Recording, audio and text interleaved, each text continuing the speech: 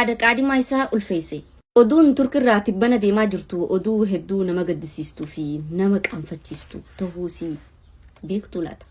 Akkana jetti dubbiin mucaa dardaraa umrii isaa 20 takka ciyyoo qaadhimummaaf isii gaafatee osoo wajjin jiraachaa jiranii osoo jo'uu amala jijjiirrachuu eegallaan isa shakkitee isa qorachuu eegalte.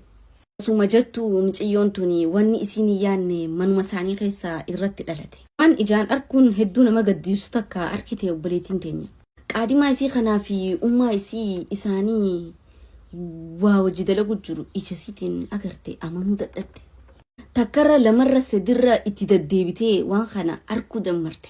Obsuu fi qabachuu dadhabdee mucayyoon baay'ee takka rifatte. Akkaniif hin jette arra badiin tun ummaa tiyyatoo baattee nama birarraa taate jettee hedduu if abaaru eegalte. Sanbooda mucayyoon kaatee obsuu fi qabachuu dadhabdee karaa televiziyoonaa dheettee qissaa isii kana uummatatti himte.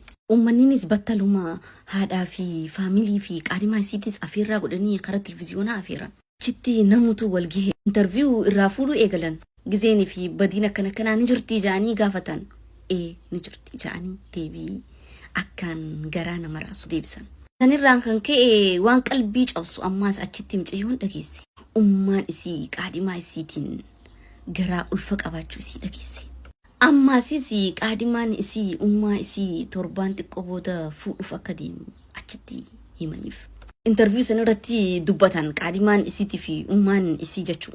Battaluma yeroo sanitti osoo liif dabru jiru shurxaan turkii yeruma sanitti seenee ummaa isiitii fi qaadimaa isiitillee kara mana hidhaa kuchise.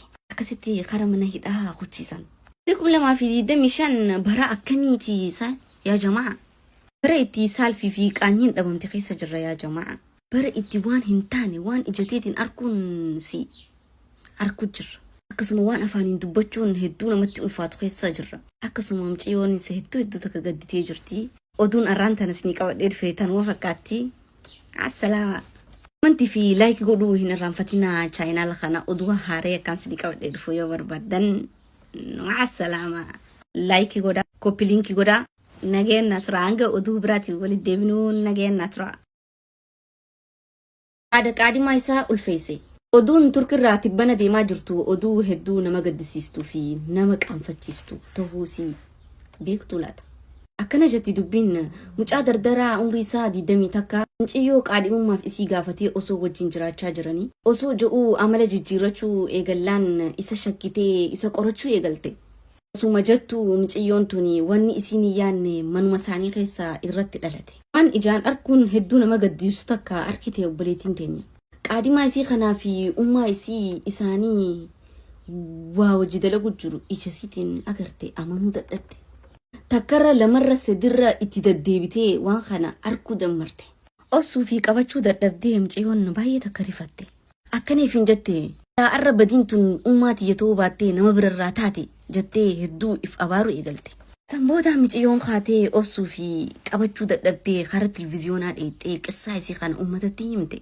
Uummanninis battaluma haadhaa fi faamilii fi qaadima isiitis afeerraa godhanii karaa televiziyoonaa afeeran. Chitti namutu wal gahe interviyuu irraa fuudhuu eegalan. Gizeenii fi badiin akkana kanaa ni jirtii ja'anii gaafatan.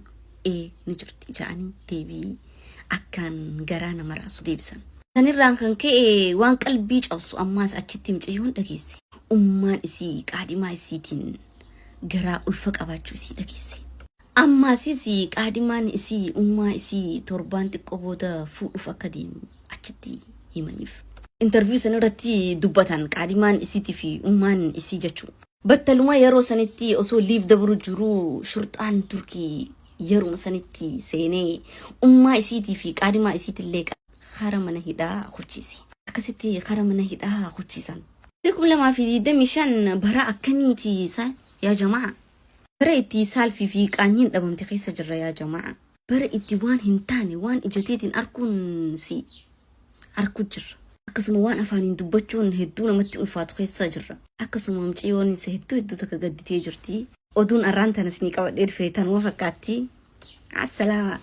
Amantii fi laayikii godhuu hin irraanfatinaa chaayinaala kana oduu haaree akkaan si qabadhee dhufuu yoo barbaadan. Assalaama. Laayikii godhaa, koppii liinkii godhaa. Nageen naturaa hanga oduu biraatiif walitti deebinuu nageen naturaa.